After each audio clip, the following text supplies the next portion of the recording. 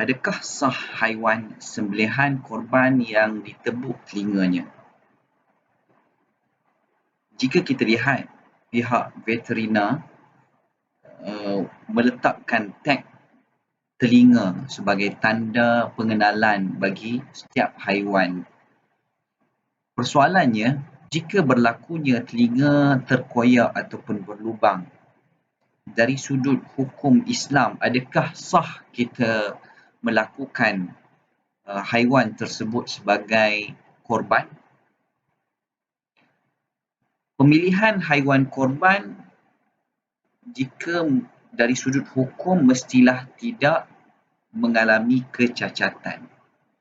Rasul SAW bersabda, "Arba'un la tajuzu fil adahi al-awra' al-bayyin awruha wal maridatu al-bayyin maraduha wal arja'u al-bayyin ضلعها والكسيرة التي لا تنقي."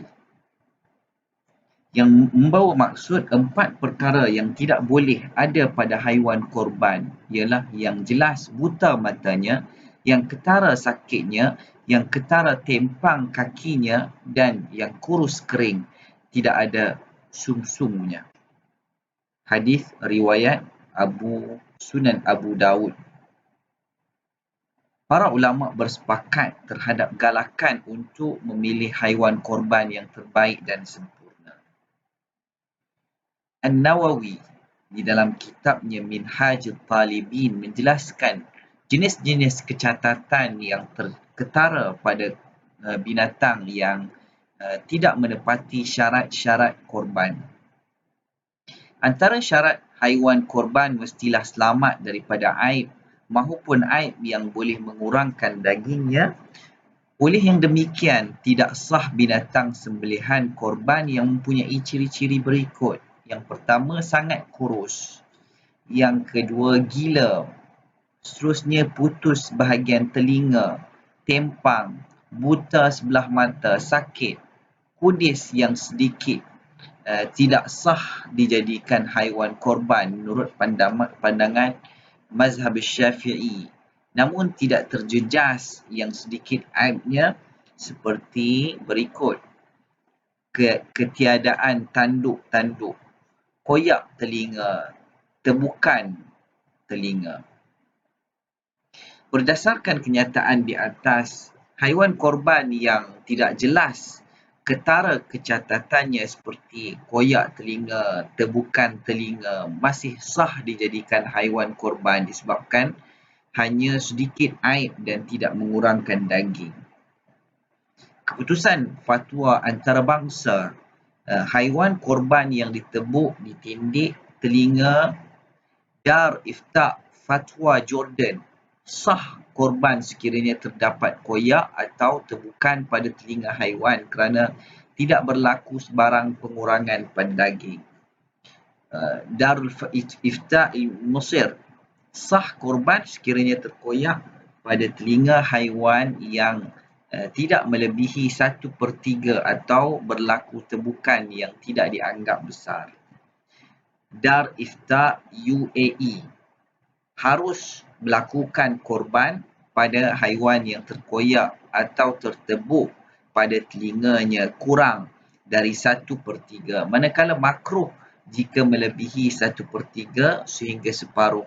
Tidak sah korban sekiranya melebihi dari separuh.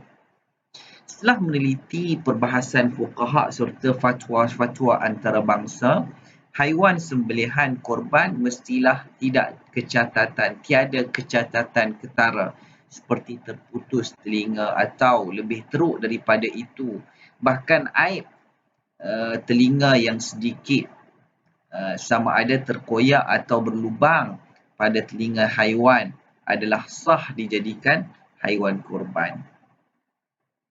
Hal ini dapat disimpulkan kepada beberapa perkara berikut.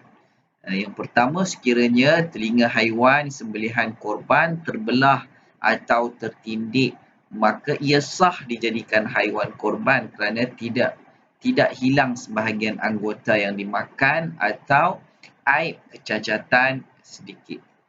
Sah haiwan korban jika kadar keterbukaan lubang pada telinga kurang dari 1/3 saiz telinga.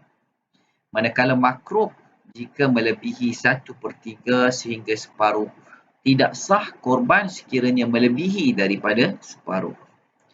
Tidak memotong telinga haiwan sembelihan walaupun sedikit kerana hilang sebahagian dari daging haiwan korban.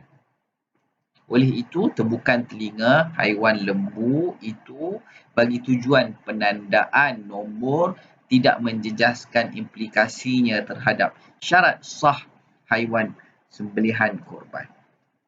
Bahkan tujuan tersebut atas alasan munasabah dan maslahah umum bagi mengawal penyakit haiwan daripada merebak selain untuk memudahkan mengenal pasti lembu yang divaksin.